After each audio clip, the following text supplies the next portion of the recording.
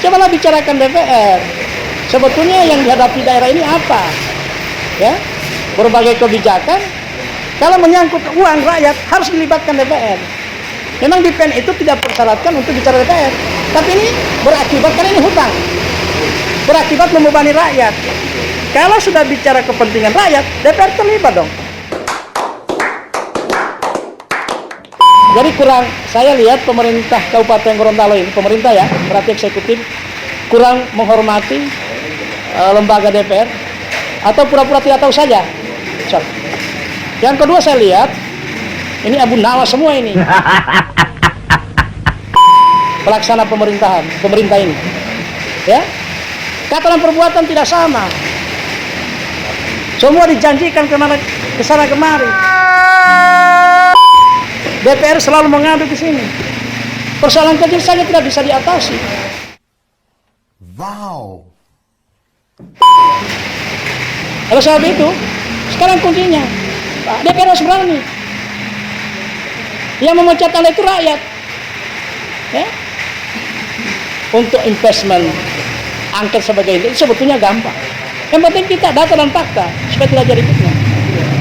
Ini saya lihat DPR ini sudah bersuara, tapi hanya orang per orang, tidak berani kelembagaan. Bang jago, abang jago, sorry bang jago, ampun bang jago. Warahmatullahi wabarakatuh. Waalaikumsalam. Selamat sore dan salam sejahtera bagi kita semua. Sore ini saya alhamdulillah bisa bertemu dengan teman-teman insan pers yang begitu peduli terhadap perkembangan Provinsi Gorontalo, khususnya Kabupaten Gorontalo. Karena hari ini kita berkesempatan, kebetulan saja ya, tidak dijadwalkan. Saya kebetulan ketemu dengan saudara saya Pak Ustadz Eman Mangopa, sarjana ekonomi, magister manajemen. Beliau adalah anggota DPR dari ketua fraksi PKS. Kemudian di sebelah kanan saya ini Pak Susanto Kadir Esa LBH Limboto. Ya, Direktur LBH Limboto, dan beberapa insan pers, ada Pak Muiz, ada Pak Pian, ada ya macam-macam, ada si Bang Jago. Nah, hari ini kita temanya, karena kita tidak mempersiapkan ini, kita tema gimana menyikapi kondisi Gorontalo pada umumnya dan khususnya Kabupaten Gorontalo. Kebetulan kita di warung kopi Danau Limboto ya, tentunya lebih dekat ya ke Danau Limbotonya. Itu pengantar saya. Silakan teman-teman, ada yang disampaikan, dan kami mohon maaf, izinkan kita supaya ini interaktifnya bagus. Kami buka masker ya, kita tetap ikut prokes, jaga jarak, cuci tangan dan sebagainya. Saya buka masker. Silakan, ada kebetulan dari perwakilan DPR. Silakan teman-teman, apa yang mau atau ada dulu dari Pak Ustadz, ada pengantar sedikit. Silakan aja deh. Teman-teman, para sahabat, silakan. Pertanyaan? Ya. Pertanyaan. PEN sendiri seperti apa fungsi pengawasan dari DPR, Pak Ustadz? Terkait serapan dana PEN yang mengingat waktu, kemudian kondisi alam seperti ini. Kita untuk masalah PEN ini, teman-teman wartawan, kebetulan saya juga di Komisi 3, dan tentunya untuk masalah PEN ini jangankan pada hari ini sudah ada realisasi beberapa paket yang sudah sementara dikerjakan. Sebelum pun belum cair PEN ini, kami tetap bagaimana mengupayakan untuk bahkan menolak PEN ini, sehingga pun kami tidak bisa membendung tentang dana PEN ini. Tentu untuk menyelamatkan daerah ini dari keterpurukan, kami pun untuk pengawasannya tentu lebih serius gitu. Seenggaknya beberapa paket yang memang bagi kami sebelumnya itu buta, kan terinformasi sebelumnya itu bahwa ketika pemerintah daerah mengusulkan bermohon 500 miliar ke PT SMI itu, kemudian turun anggaran yang disetujui itu 492 miliar. Sehingganya terjadi perubahan daripada paket-paket itu dan kami tidak tahu persis paket-paket itu ada. Kebetulan karena yang sudah direalisasi anggaran 66,5 miliar hari ini, baru kami tahu bahwa ternyata ini paket-paket ini di sini. Sehingganya pada saat itu dalam pikiran kami bahwa PEN ini benar-benar dalam rangka pemulihan ekonomi nasional, kami pada saat pembahasan anggaran 2020 itu oke-oke saja. Tetapi sangat disayangkan ketika realisasi ini sudah ada, kita mungkin semua tahu bahwa kita dikagetkan dengan berbagai macam paket yang tidak sesuai dengan peruntukannya sebenarnya. Sehingganya dengan itu kami di DPR sangat konsen terhadap itu dan termasuk sementara menganalisa ini, walaupun kita tahu persis bahwa itu tidak sesuai dengan konsep pemulihan ekonomi nasional, tetapi bisa jadi oleh pemerintah pusat termasuk SMI itu bisa jadi ada keterkaitan sehingga itu disebut sebagai pemulihan ekonomi nasional. Makanya ini kami sangat hati-hati juga karena jangan sampai nanti akan ada benturan dengan pemerintah pusat. Tetapi kami tahu persis, kami coba analisa dari berbagai macam aturan yang ada, apakah ini memang misalnya tidak sesuai, maka kami akan melakukan tindakan-tindakan yang menurut kami itu wajar untuk kami suarakan di DPR. Terkait misalnya beberapa pekerjaan yang menurut saya ini sangat menyakitkan sebenarnya. Ada beberapa paket pekerjaan yang dilakukan oleh pemerintah daerah. Kita sudah tahu bersama bahwa 66,5 miliar ini itu paket yang sudah dianggarkan lewat APBD 2020, tetapi hari ini itu masuk di PEN. Mengertinya adalah berarti konsep itu bukan pemulihan ekonomi nasional. Karena itu masih termasuk, karena kalau kita mengacu di surat keputusan 2 menteri, tapi saya lupa nomor keputusan 2 menteri itu, tetapi paling tidak bahwa yang masuk di dalam kegiatan-kegiatan yang akan dibiayai oleh PEN itu adalah kegiatan yang prioritas. Artinya kalau dia di 2020 kena refocusing, berarti itu bukan prioritas. Tetapi oleh pemerintah daerah hari ini itu dimasukkan dalam PEN. Di situ sudah menyalahi aturan. Sehingganya dari awalnya ini memang sudah salah. Belum lagi hari ini kita bisa melihat dengan kepala kita sendiri bahwa peruntukannya tidak jelas. Peruntukannya tidak sesuai. Tindakan apa yang akan kami lakukan adalah tentunya tindakan jangan sampai juga ke depan pemerintah daerah ini akan dibebani oleh hutang yang luar biasa, kemudian dengan kondisi keuangan daerah kita hari ini sudah kolaps sebenarnya kalau kita lihat dengan adanya terbit surat yang kemarin ini, dan kita sudah bisa baca hari ini bahwa beberapa kegiatan yang ada di pemerintahan daerah itu sudah tidak bisa dibiayai. Profesor Nelson itu sudah menyampaikan di paripurna beberapa waktu yang lalu di hadapan kami bahwa ada beberapa kegiatan yang tertunda di 2020 itu akan dibiayai di anggaran perubahan itu, dan katanya itu sudah ditetapkan sebagai hutang daerah. Nah, di surat yang sudah dikeluarkan tentang manajemen kas itu tidak masuk di sini. Ya, satu lagi Pak Ahmad, ini kan kalau melihat ini adalah semua kebijakan, tertumpuk di kebijakan bupati, apakah ada peluang untuk dilakukan proses pemakzulan atau angket? Kan ini proses administratif semua yang diduga keliru. Nah, apakah ada celah, ada proses angket di dalamnya? Hak dari DPR sendiri. Saya kira gini, kalau untuk masalah angket nanti akan ada prosesnya. Karena ini akan berproses dari bukti-bukti yang ada sekarang. Tentu itu prosesnya lewat dari bawah, karena kami juga sudah pengalaman dengan angket ini, sehingganya kepala daerah itu bisa diangket itu kan dengan beberapa alasan kan, menyalahgunakan kewenangan, dia terlibat tindak pidana korupsi, kemudian melanggar sumpah jabatan, itu yang mendasar. Nah, di hari ini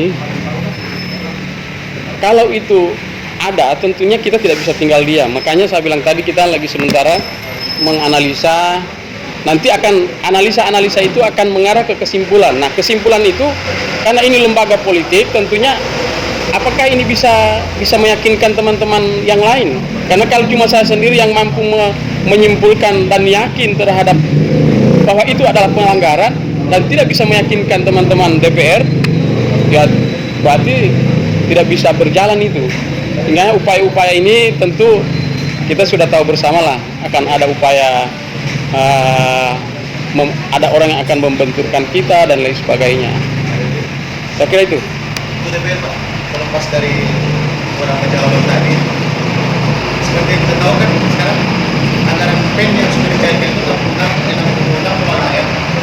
Dari daftar paket yang sudah ditayangkan oleh LPSE ada sekitar 59,8 miliar dari 18 paket.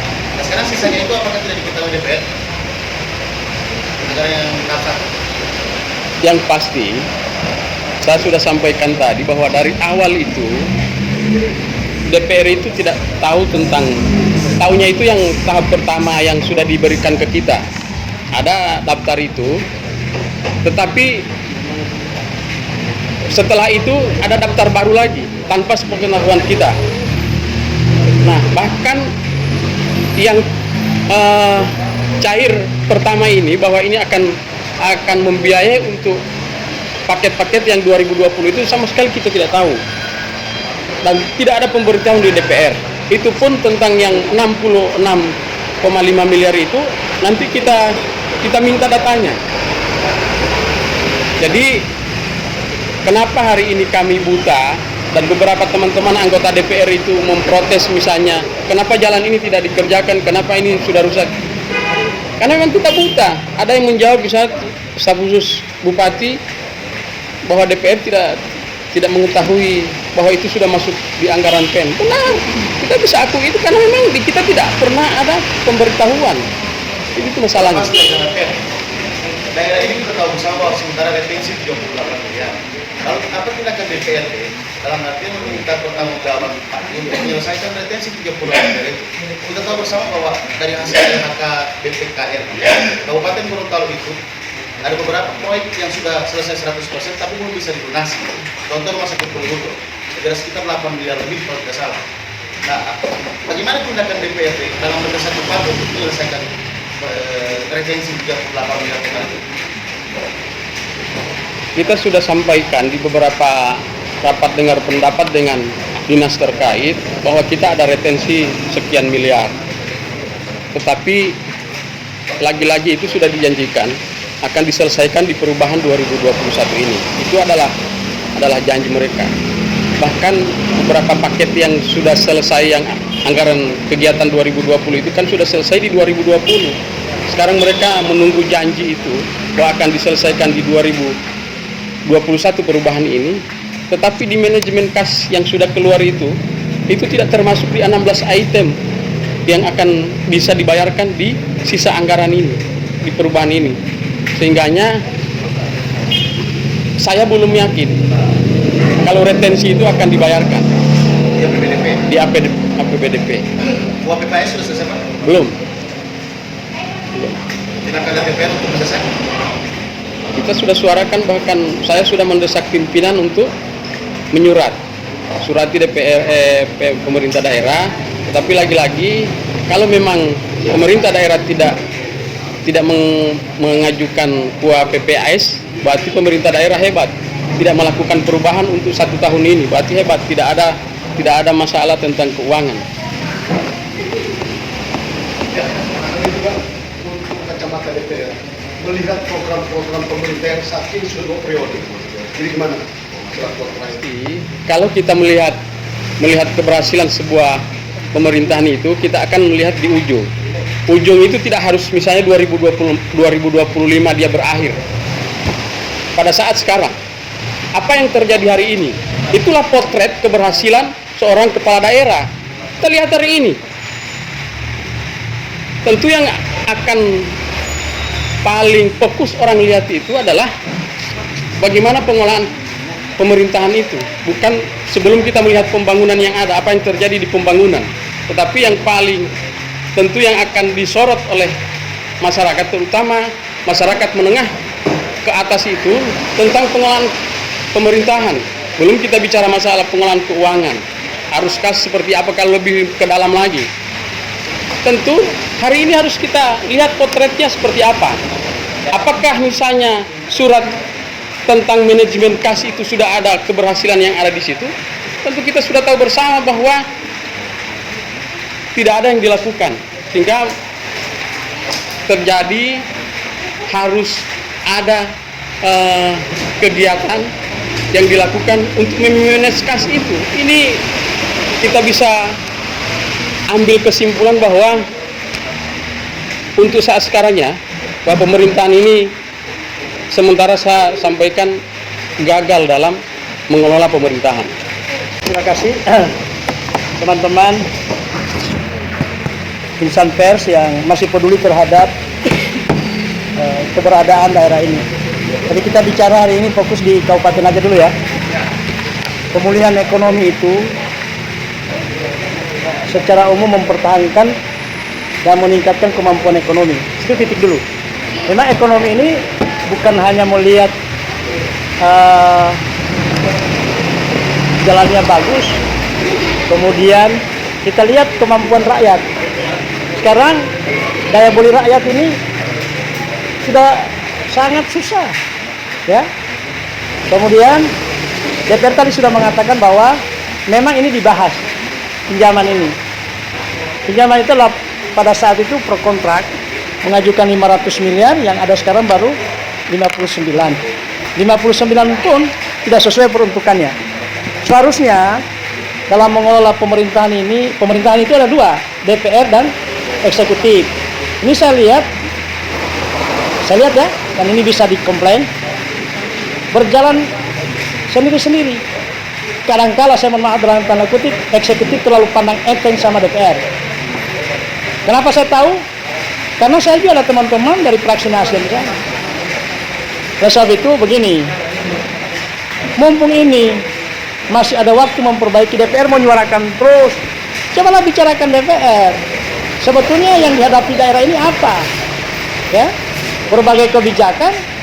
Kalau menyangkut uang rakyat harus dilibatkan DPR. Memang di PN itu tidak persyaratkan untuk bicara DPR, tapi ini berakibat, karena ini hutang, berakibat membebani rakyat. Kalau sudah bicara kepentingan rakyat, DPR terlibat dong. Jadi kurang, saya lihat pemerintah Kabupaten Gorontalo ini, pemerintah ya, berarti eksekutif, kurang menghormati lembaga DPR, atau pura-pura tidak tahu saja.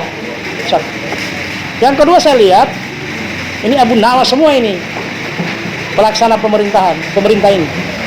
Ya, kata dan perbuatan tidak sama. Semua dijanjikan kesana kemari.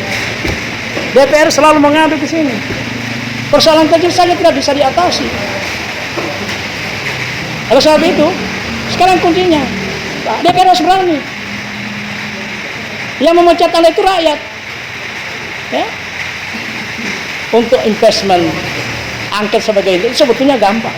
Yang penting kita data dan fakta supaya tidak jadi fitnah.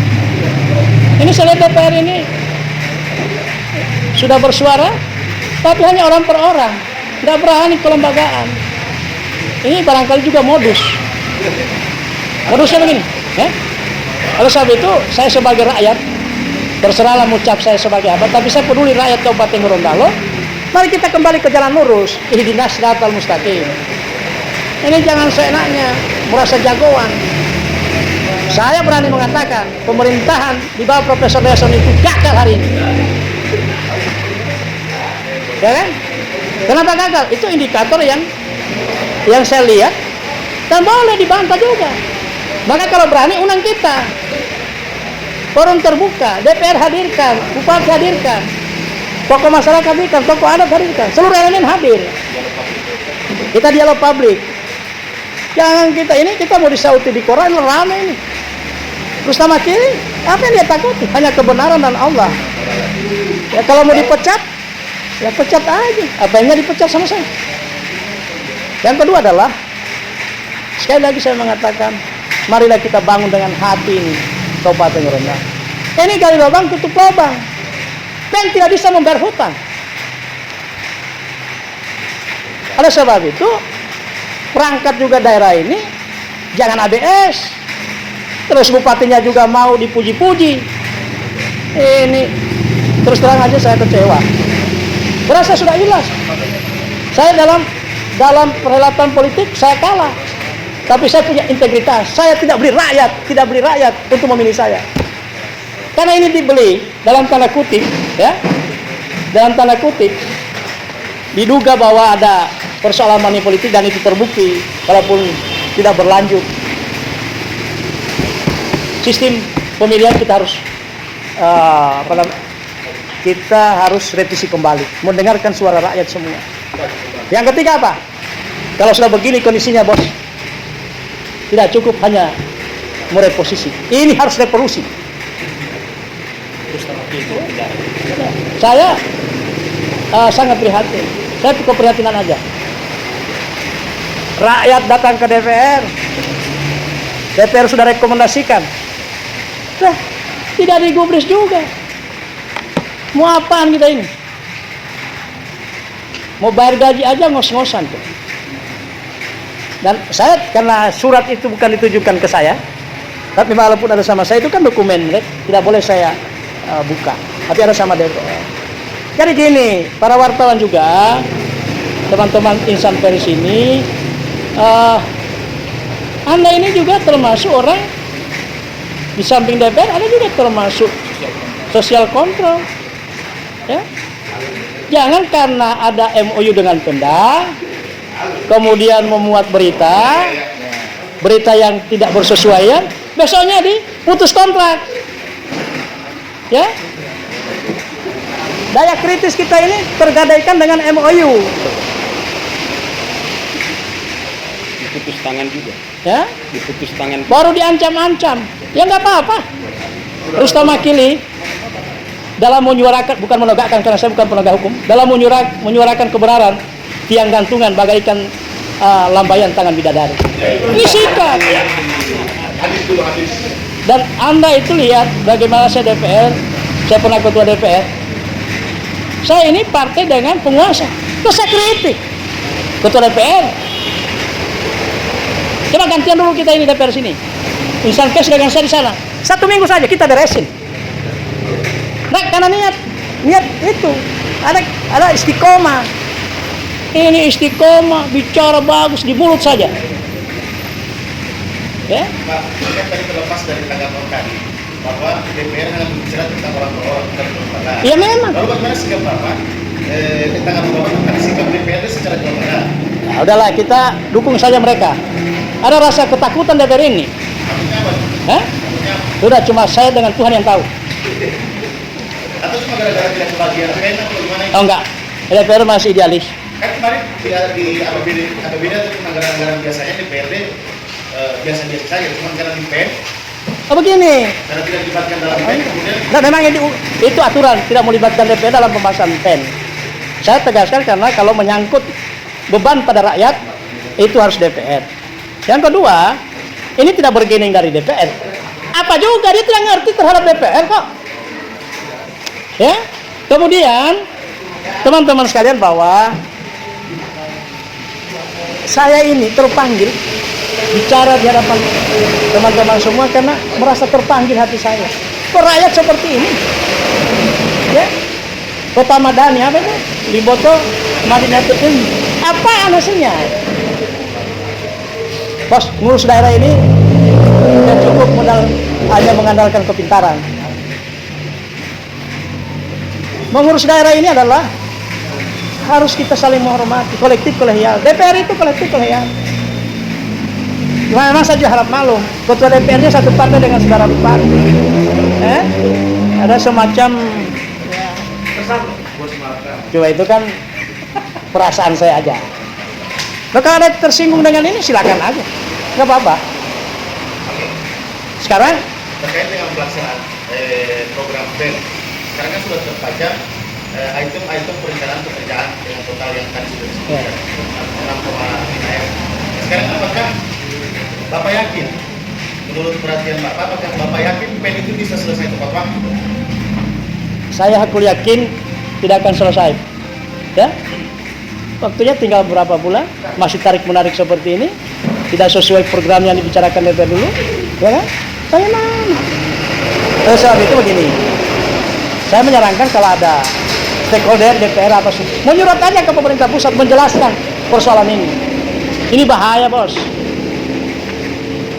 Dan kita berterima kasih kepada PKS, Nasdem juga ada yang berani sedikit lah.